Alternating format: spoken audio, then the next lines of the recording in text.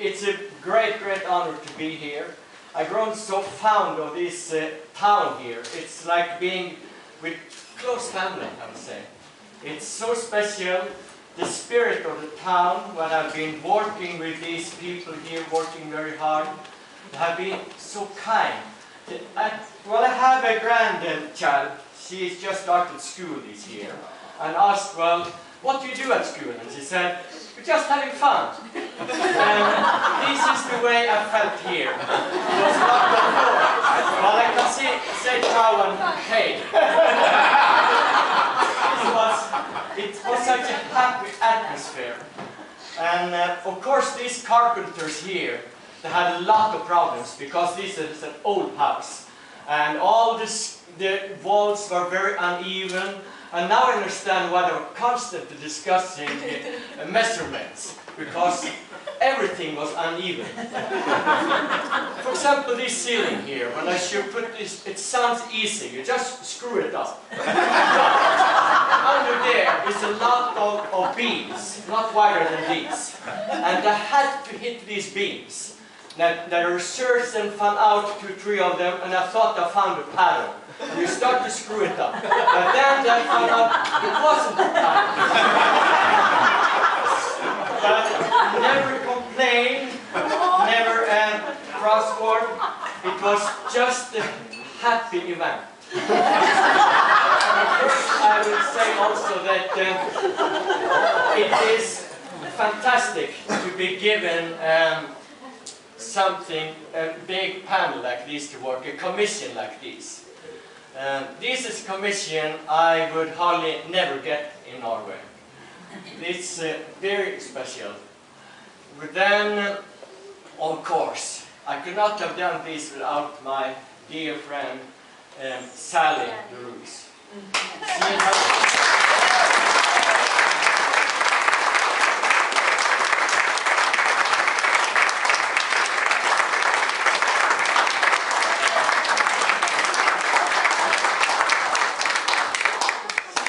My collaborator on many jobs for many years. And strangely enough, I learned to know that family.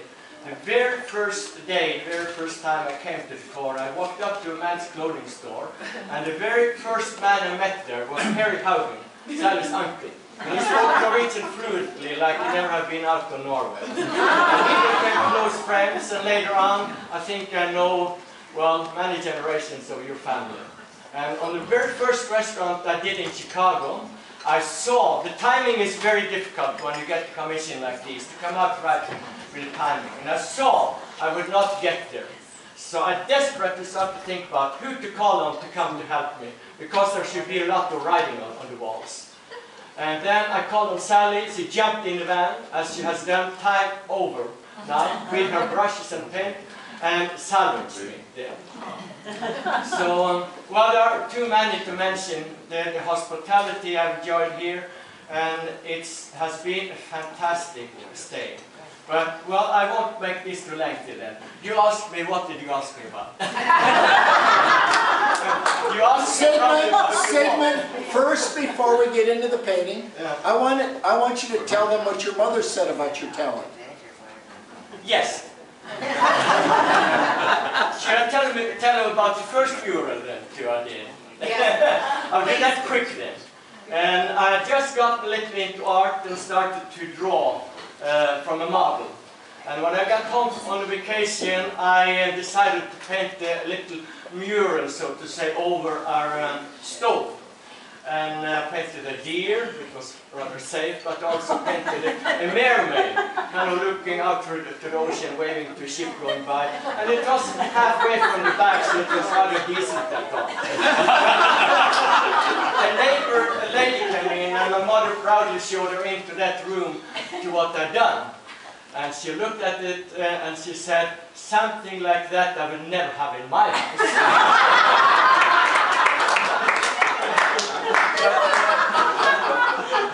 I grew up on a little piece of land. We had a little farm. My father was a fisherman and gone most of the time.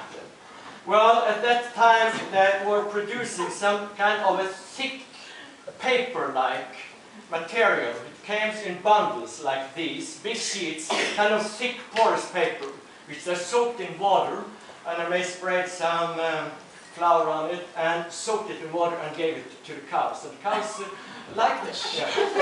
And well, it was war after wartime then, and most of the kids that were drawing small pictures on small sheets of paper. And I had these sheets there. And it was colored in one bundle. Yeah. So I mass-produced them, mountains and with suns and boats and my little world there. And then the same neighbor lady came in, and then she was impressed. Not the artwork, I'm sure, but the amount of it. Floated all over the floor. And then she said to my mother, "Aren't you proud of Sigmund, what he can do?" And my mother, she was a very wise lady, and she said, "Well, if it's so that Sigmund has gotten the talent, it's nothing to be proud of. It's something to be grateful for."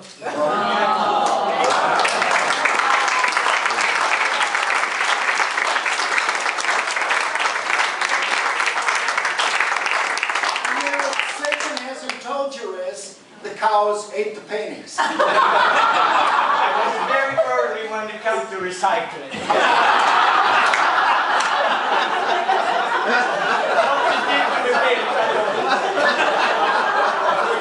Sigmund, take us around the room. Show us what you see here. And this has gone through, when Sigmund comes back in a year, God willing, and if we support him, he will fill it in some more. But Sigmund, tell us about it. Well, the first thing when I get the commission to get into the room, I ask what's room going to be used for and so on. And here I got much more information than usual. So I tried to read our minds. And I was asked to describe Norway as a country and also the immigration. Norway, as you see, if you fly over Norway, you see it is a highland plateau. And ice has carved down deep in that plateau the fjords and the valleys. Then we start from upper North Cape, the midnight sun, and you can see the plateau which stretches over most of Norway. Some places are glaciers.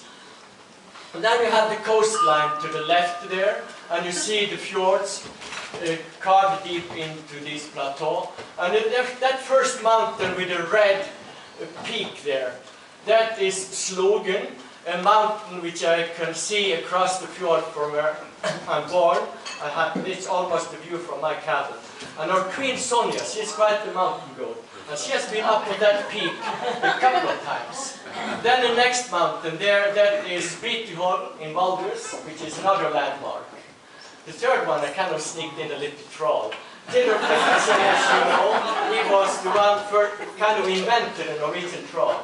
And in the valley where he lived, it was a mountain who lived, it was a little like this, and he made a picture of it, the troll, which was wondering about how old he was. That's Anders Natten. Well, but then to the emigration. Well, I have to say that I have strong ties to America, and also most of my family emigrated.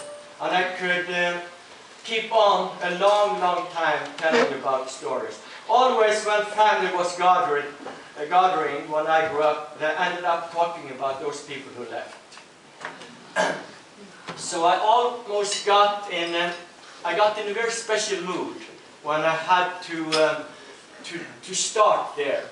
I remember, for example, my mother telling when my grandmother were 10 brothers and sisters, one after the other left, and she was the only one remaining in Norway. But when their youngest boy left, Britannius, then my mother cried, she said. So, and all my forefathers have been here. My great-grandmother, my grandfather, most of my uncles and so on. I could continue like that. They're now leaving the old country with the history there. Well, you see, when you go, there's the eastern part, the wooded area there. So they left from the eastern part, from the fjords and from all over. And there they left behind the history. You see the old church there. The barns, you can see similar barns here. and the stubble. On the left behind their old parents. You see in the corner, if you get up there, it's a doll and there are something, toys there. They're left behind their childhood. There are some flowers there, and it is like the flowers are kind of following on their way. And the grass is a little hint of red, it's almost like blood. There they have got all their trunks together. My grandfather, he spent 3 years away from his family in America, went back to pick them up, had everything packed and ready to go. We had big trunks in our barn, but almost in the last moment, my grandmother changed her mind. But here they have everything for the long journey to America. I think that's about it, isn't it? That's 13 weeks. Yeah. And then they ride 13 weeks to get to Norwegian Ridge. Yeah. And here they arrive in Spring Grove. It's a nest there. They're nesting here. He lifts his hat. He has decided this is the place where they're going to settle. The kids are tasting the water, have the wagon there with their belongings there. They probably didn't have a horse. The Indian was back there. They didn't have a horse.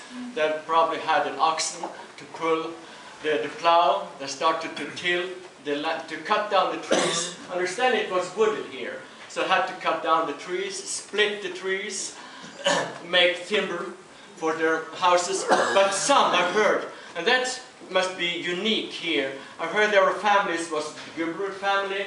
When I came here, they dug into a cliff for the first dwelling, where they lived the first year. And also I was told that when they first built the barn, and then when the barn was built, then they built their first cabins. And in Norway, when we got the roof on still, when we are building a house, then they have a party. They get the tree up almost like a Christmas tree. That, yeah. Do you have that here? Yeah. And there you see he is seeding them, but then with his hat off. His hat off, because that's a kind of secret work when he's seeding. They always took their hat off then, and probably prayed a prayer. And then you see the younger guys are learning the craft from the older. They're making the furniture.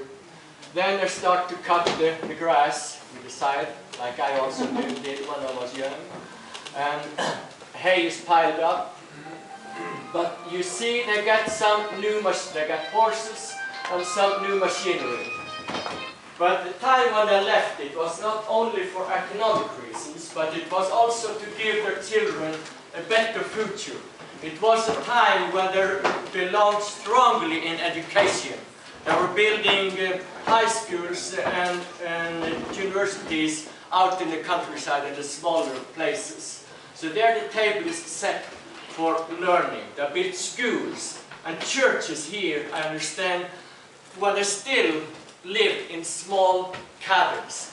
And that's impressive. I don't know how unique it is for Norway, but I think it is somewhat unique for Norway and Scandinavia. And I cannot still not get over the age of some of these big churches here. How they built impressive churches which still is monumental when they still was living in these small cabins. And as one said, our parents didn't have much to give to Luther College when they were building the main there, but they gave a cow. And my father said, well, my father was always out there and get stone for the building in the morning before he could start work on the farm. They really went into it. But there now they have come that far that the survival period was over. They got the big machinery in here.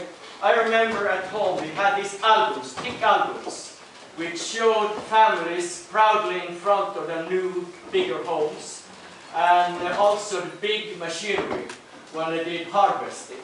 And I've heard from immigrants in my family what the joyful time it was up in it's Aarseth farm north of Malmö, when this crew came in with these big machinery. And Stephen Guberud told me about it was a really festive occasion. It was hard work, but boy, how much good food it was. I would say thank you for that good food today. And that dessert topped it, because my mother used to make that rice pudding. And when I was in Oslo, and was rather poor, so to say, I had not dinner every day, but I always had dinner on Saturday, and I always had rice pudding. Then you see there are some Spring Grove scene, and it is the grain storage, you call it. And it's some from the Guberud farm, the windmill, and that's the Ellingson elevator. There's a couple of Ellingsons here. We just want them to commission that elevator. There were time for more than survival. Amazingly, they built a ski jump here. And there you see the train is coming in. Lots of people there, like at home when the boat came in. Lots of people meeting those for the homecoming. Then it's the old theater there. We are known for baseball. And then there are 3 generations proudly in front of that new building, the old immigration, then the father and the mother, and the young generation with the American and Norwegian flag. The toys have been brought back again, and you can see Ola and Per walking down the street. And when I grew up,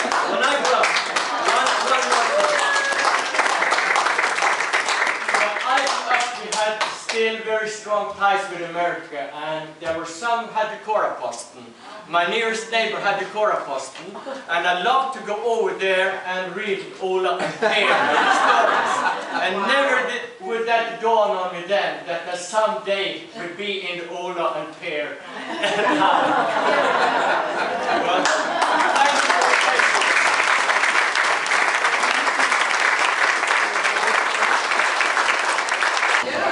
And I can say yes and no. Maybe most yes. This is not copied and in original interior. But in my opinion, when traditions are just copied, then they're dead. I think a living tradition has to evolve. And if we should keep a tradition here in America, then I think the tradition of painted interior is a unique tradition for Norway and Sweden, where we had the wooden houses. In Denmark it was more the continental style with the white walls and brown dark beams. When down on the continent, they had a fine art to hang on the walls. We didn't have it very much. But when we got the chimney in our houses, when we got the soot cleaned out, then almost like an explosion, we started to paint our homes. And we decorated the walls and the ceilings and the artifacts we had with paint and colors. Maybe due to the cold, long, white winters, we needed the warmth of the colors. Earlier, they had just been able to hang up tapestries for festive occasions, and I took them down again. Now I could do something more permanent. And then we have a tradition then of going into different kind of ambience. You have the green room, and you walk into the red room, and you walk into the yellow room. And instead of hanging paintings on the wall, we decorated the whole room into a piece of art. So you walk into a piece of art.